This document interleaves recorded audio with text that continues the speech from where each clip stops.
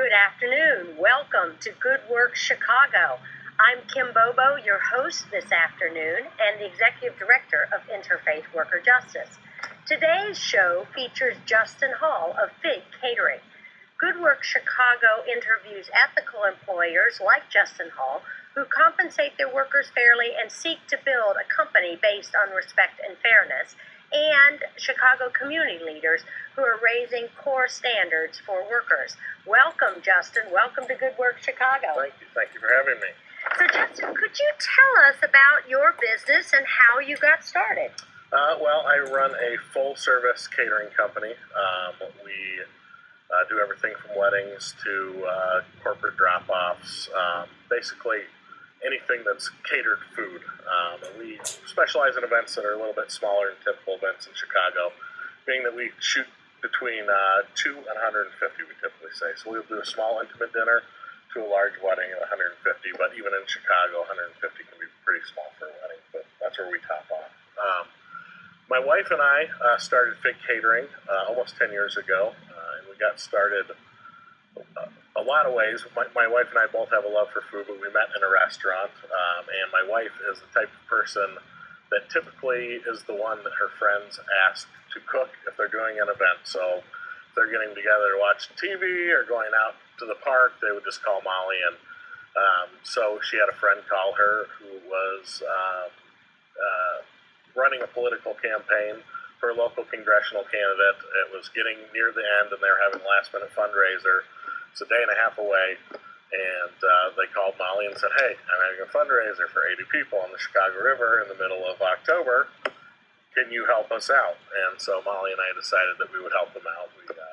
We catered an event, and it went awesome. The candidate never won, but we did a great job, and we kind of looked at each other afterwards and said, "Hey, you know, if this is a relationship still in 6 months or so, why don't we rehash digging this up?" And we ended up doing that, almost exactly 6 months later. So.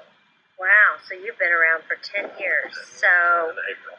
And so when you worked in food service before doing Fig Catering, did you ever see any problems in the food service industry? Yeah, I mean, food service in general has some low wage issues. Number one being because people don't know the cost of their food. They do when they go to the supermarket, but when you go out to a restaurant, people don't want to break the bank, but they also don't necessarily have the skills any longer to cook for themselves, or they like cooking or having someone else cook for them more than they like cooking for themselves. So they want it to be affordable. And this leads to, you can't discount the food because the food costs what it is. You can't discount a purchase of an oven or the gas or the electricity that comes through the hood. So there's a slice of the pie that often gets cut down a little bit more, and that's weight. It can be on the chefs in the kitchen side of things, to where you're having people work for a shift pay that might not be fair. And shift pay basically is saying, "Hey, we're going to give you X amount of dollars for today." Now, that could be a crazy long day with a lot of covers, or it can be a short day, but sometimes it ends up being a bad deal for the cook. It can also come in the form of the way it does every day in Illinois, where we have a really low wage for service staff because they're expected to get tips. And if you don't get tips for that day, you're getting paid, I can't even remember what it is right now, but I think it's $3-something an hour if you're a tipped employee.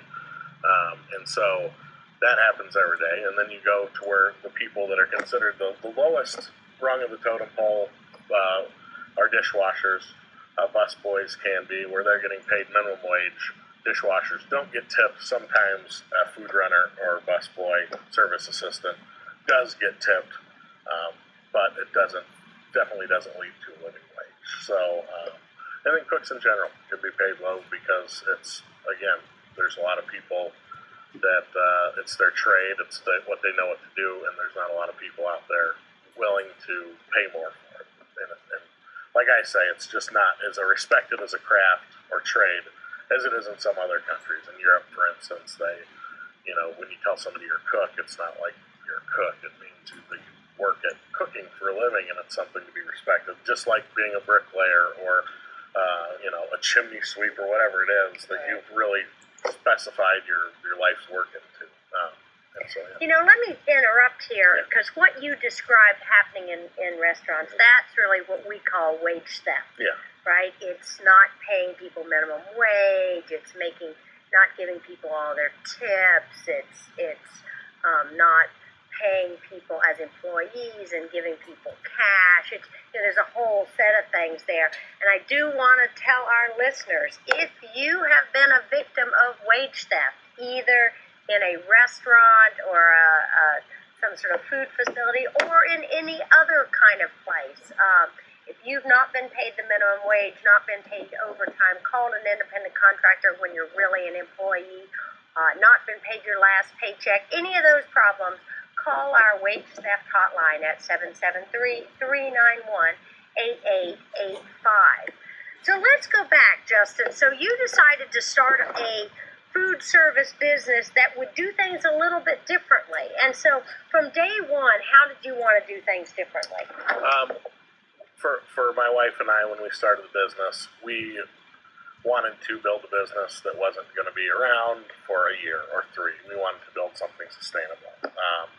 And some of the core values that we put into a sustainable business where we want employees that want to come and work for us.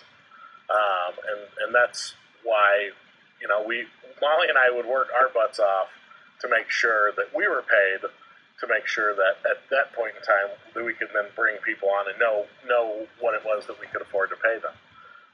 So we started making sure that when we brought somebody on, it was for a fair wage. And we always paid every one of our employees above minimum wage. We work hard to make sure that, if you're there for us for the long run, that again, you're getting paid a living wage. We do still have needs for part-time, lower wage employees like dishwashers, but my dishwashers until minimum wage passed last week, we're getting paid a minimum of $10 an hour, which is oftentimes a cook level starting salary, and maybe not even for some like salad level cooks, maybe a saute cook in some restaurants. So for us, we now have to reevaluate and find out where our new minimum wage company-wide is, but it was $10, but I only had one dishwasher. I have one dishwasher getting paid $10 an hour, and he's working for me maybe 25 hours a week, and he's not, and he's new. So, Well, unfortunately, the minimum wage that passed in Illinois was not a binding resolution. Yeah, right. It was just an advisory one. And, right. and I think a lot of the advocates like Interfaith Worker Justice, we're hoping that in the lame duck legislative session that, in fact, they will move forward with raising it up. But it hasn't passed yet. So you're still good. You're still completely good. But again, to have a standard that sort of your lowest paid person is paid $10, and in fact trying to, move everybody up is indeed the right thing. Because $10's not even really a living wage, but no, we definitely fit it into our budget the best that we can, and we said 10. It's above what minimum is. It's 20% above what minimum is technically, but it's not good enough in certain instances. And most of my two other dishwashers get paid $11 and $12 an hour. So. All right. Well, we have a caller, so let's hear from our caller. I'm going to warn you up front. I'm a different type of caller. What do you say to somebody like me that somebody in like general labor, I have a problem with them making $15 an hour. They have people that have went to college and have a bachelor's degree, and they're not starting out $15 an hour. And I have a problem with that because I was looking in the media a while back ago. They was talking about this person being with Papa John, and they make them minimum wage, and they've been with Papa John for like 10 years. That's a problem right there. Why are you going to stay in that line of work for 10 years making minimum wage? I'd like to hear your response. Well, I do believe that we need to be raising wages, and that companies like Papa John and McDonald's and some of the other big fast food restaurants, and certainly Walmart as well, that they could all afford to pay $15 an hour, and $15 an hour would start to get somebody closer to what it really takes to raise a family. And so I certainly think college grads should earn that much or more. But I think people who work in some of these companies that are doing very well financially and can afford to pay people better should. And that's how we're going to lift the boat for all workers in the country. And if I might add just another quick thing, oftentimes when you start the cycle of being paid minimum wage in a job, you're not upwardly mobile enough to then go out and seek higher employment. So you're getting what you need at a base level. You're maybe feeding yourself, paying the bills a little bit, but you're not able to then have an afternoon off because you probably have a second job if you have kids, if you have, a significant other to take care of, or a family member in many cases nowadays. So there's not oftentimes a track, and that's why it's up to us as citizens and to put the feet to the fire of the corporations that are doing what their job is to make as much money as possible, but we need to then put laws and regulations, in my opinion, too. Great, thanks. And we have another caller, so let's hear from our next caller. Hi. So I guess my question is based on what you told the last caller. Do you then have an official position on President Obama and really Mayor Emanuel's desire to raise the minimum wage? I think the minimum wage increase here is going to be $13 an hour, and I know that the president has discussed something as high as 15. Like I need you to turn down your TV volume. We're getting some static, okay? Good. All right. So as I understand, so the question is, does Interfaith Worker Justice support the increase in the minimum wage? We absolutely support the federal increase to $10.10 an hour, and we support Mayor Emanuel's proposal to raise it to $13 an hour. We support both of those. Both of those move us in the right direction. Okay, well, I guess I have one last question. Sure. In terms of the difference between a living wage and a minimum wage, because I've heard that term tossed out here recently, can you sort of maybe explain the difference and which you're more in favor of? Yes. So a minimum wage is the core bottom line that the society thinks no worker should go below. And that has been changed over the years, right? It was just, 40 cents initially when it started. So it's raised on a regular basis. What's happened over the last few years in Congress is that they've been so slow to raise the minimum wage that states and municipalities have been raising it on their own. So right now it's a complete hodgepodge around the country, with the highest being Seattle recently passed $15 an hour. It won't go into effect for a few years. But again, we're all over the place right now. But again, that is what the community and the public at large thinks is sort of a minimum below which no worker should have to work. A living wage is higher than that, right? And again, there's no set definition for what that is, but it's really a wage that can begin to raise a family in dignity, right?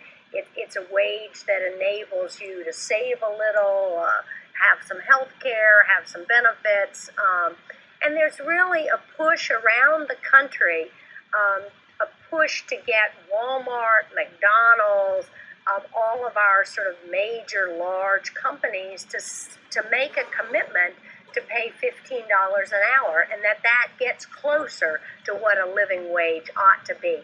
Now, I want to get back, though, to our guest here, because, again, you over time have done more than just pay sort of $10 an hour. In fact, you pay much higher for most of your workers, and you've got a set of benefits, and you share in some of the prosperity. Can you tell us a little bit about more of the things that you do? In total, the majority of our employees, our full-time employees, we have on salary pay to make sure that we're meeting a living wage. We basically pay almost every single person in my company that's not an hourly employee $35,000 a year at a base. And then beyond that, we have health insurance for employees that want it. With the new health care, it can sometimes even be more affordable than I can get it as a company. And now that there's no longer the caveats of, shutting someone's insurance down for no reason. It can be a good option. So I've had some of my employees, but we take care of that a lot of times for them too. So if they want to opt out of my insurance, we'll help them pay for insurance on their end. We also do have bonus programs at the end of the year. We do some profit sharing. Come Christmas time, and my year-end books have settled out. And we do our year forecasting for the following year. We kind of sit and say, well, what can we do for everybody? I've worked for places that have done that, and to me, it seemed like a good deal. I don't give them exactly everything that I don't bring to the bottom line, or that I bring to the bottom line, but we give them a good share because we want to reinvest in our company, and a big part of that is having someone that I can rely on being there the following year, and they're going to want to be there. We're taking care of them to our best abilities. So, do you have much turnover at your shop? I don't have a lot of turnover. Right now, my newest, I just hired somebody today, actually yesterday, as a matter of fact. But beyond him, my oldest employee is my newest employee is my newest employee. So no one has left since my last employee came on. He was a dishwasher, so he's been with us for about 8 months now. So a lot of my people, I did have one person leave, but she was moving and life changed and stuff. So she got filled in April, and March, and we've had her position filled since she left. So I do think the companies that pay living wages tend to have a stable workforce. Yeah. And what does that mean in terms of your business, having a stable workforce? Well, I kind of return to the word investment again, because for me, when I have somebody that I know is good at their job, somebody that I can rely on. As I've grown, I've come to find that I can't do everything in my business anymore. It used to be my wife and I doing everything. I don't necessarily have time to wash dishes anymore, even though I do from time to time. I don't necessarily have time to take every phone call that comes through the door. I then can't follow up with everybody because we've gotten busier over time. And so for me, the stability saves me money. I mean, it's a business 101 thing that, it's 5 to 1 on the dollar for what it costs to get a new employee versus retain an employee, even if you are giving them a raise, even if you're increasing their wage, somewhere between 10-20% annually, because once they're gone, and the amount of hours it takes to hire and retrain and then maintain that new employee is something that I do not like to do, and that therefore, we try to take care of people, knowing that they might have something change in their life, but as long as they're here in Chicago or in this industry doing what they want to do, we want them to be working for us. All right, we're going to take another call. We have, I think, Joe on the line, but I'm also going to put out... Department of Labor, you are talking about roughly 10% of the working people that are working making minimum wage. Why not go get some type of skill where you can command how much you earn? There's people that are making as much as like $40 an hour, and on up, whatever, to go back and get some type of training. Well, I would always encourage people, including myself, on a regular basis to get training. Training is good for all of us. But half of all new jobs in the society are poverty wage jobs. So jobs that 10% excuse me, of the working population making minimum wage. Let me. So it's not as widespread as you think. All right, let me finish here, sir. There are a lot of jobs that are coming online. Half of all new jobs are low-wage paying jobs. And so we both need to do training. Absolutely, we need to do training. We need to raise the core standards for folks. But we also need to make these jobs that are important jobs for the society. But Serving food, serving food is important for folks. Making things, caring for our children, caring for our elderly parents. These are all low-paid jobs that could be better-paying jobs. And so as a society, we've got to figure out how we get that 10% and, frankly, the sort of another 20% of jobs that are around and just above that minimum wage. We got to figure out how to get all those jobs up because it's really important. I do want to mention to people that if you want to learn more about Fig Catering and other ethical employers, you can go to the website of Interfaith Worker Justice, IWJ.org. You can learn about these ethical employers, and you can advocate for things like an increase in the minimum wage. So let me go back, Joe, to talking with our guest here about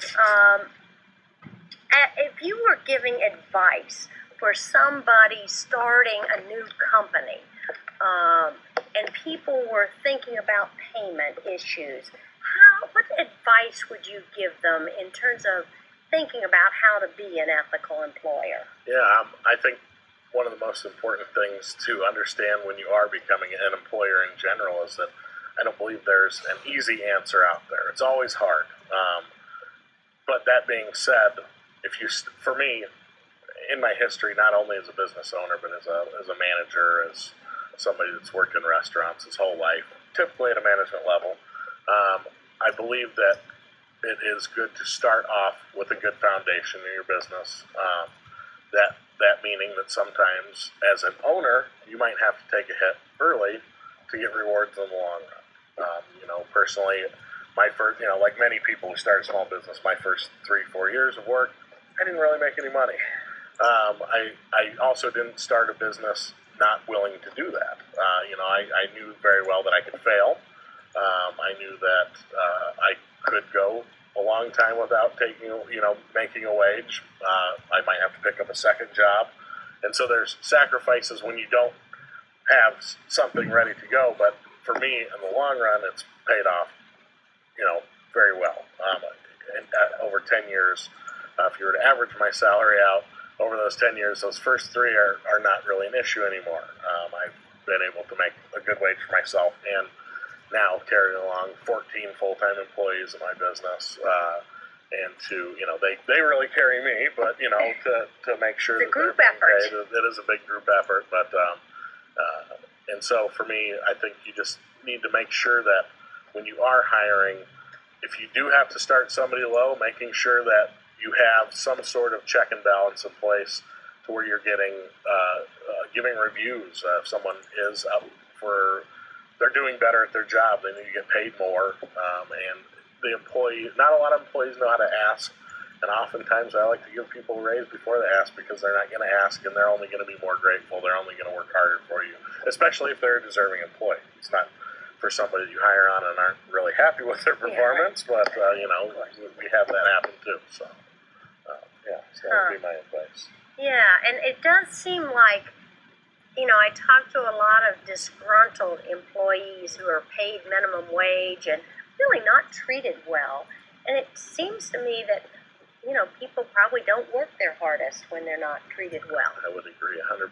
I mean, I've seen it. I've definitely done it myself. I've been in positions where I work my butt off in hopes for something more. And then once I've proven that I'm there, just not getting it. And then at that point in time, it becomes taking advantage. I believe that, employers, I just think would benefit. We have one last caller, and it'll have to be fast. We have just a little over a minute. No, I'll make it quick. I just want to ask the business owner, what are your plans for increasing or for actually paying your workers the 10-10 that everybody's proposing? How are you going to manage making those payments? I mean, are you going to pass it on to your customers? Are you going to get other financing? How do you plan on doing that? Well, I'll get off and let you answer. Yeah, thank you. I mean, really quick, it all, to me, comes down to looking at my spreadsheet and seeing where lays the money. It might initially come from myself and my wife. We might have to take a pay cut. Like I said earlier, my minimum wage employees, or not our Fig minimum wage employees, which is currently $10 an hour, make up a very small part of my overall workforce. We do continually raise salaries on my salaried full-time employees, but again, I have so many few people that are making that bottom that it's, for me, going to be a very small budget decision, really. All righty, well, we are about out of time. Let me one more time talk about the Wage Theft Hotline. If you do not work for a great employer like Justin and are not paid all your wages, please call the Wage Theft Hotline, 773-391-8885. We are really grateful for your viewers. Watch us next week, Tuesday, 4:30. Thank you very much, Justin. Welcome. Thank you.